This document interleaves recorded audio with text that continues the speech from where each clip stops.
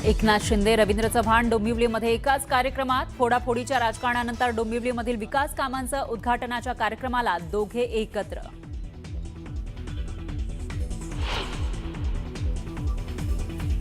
ला आदरणीय शिंदे साहेबांनी जी भूमिका घेतली त्या भूमिकेमुळे भाजप सत्तेमध्ये आलं. भाजपला सत्तेमध्ये चांगला वाटा मिळाला.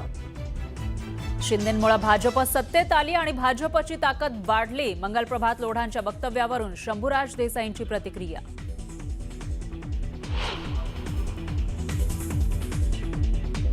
विरोधी पक्षनेतेपद जाहीर करा, नाहीतर उपमुख्यमंत्री पद हे संवैधानिक नाही, तेही तातडीनं बरखास्त करा. उद्धव ठाकरेंचा सरकारवर हल्लाबोल.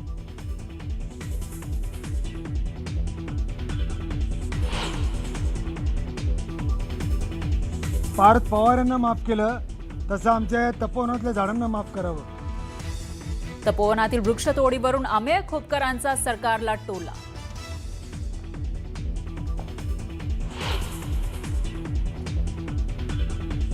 ठाकरे कुटुंबाच्या लग्न सोहळ्यामध्ये पंतप्रधान मोदींची उपस्थिती. दिल्लीतील अमित ठाकरेंच्या मेहुण्याच्या विवाह सोहळ्यात राज ठाकरे आणि मोदी एकत्र दिसले.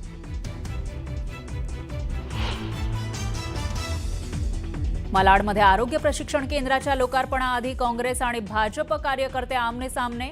गोंधळानंतर मंत्री लोढा आणि आमदार असलम शेख यांनी एकत्र केलं लोकार्पण. आणि चुनाभट्टी परिसरात आंबेडकरी अनुयायांच्या आंदोलनानंतर वाहतूक सुरळीत. सायंच्या पुढे रिक्षा सोडल्यानंतर वाहतूक कोंडी फुटली.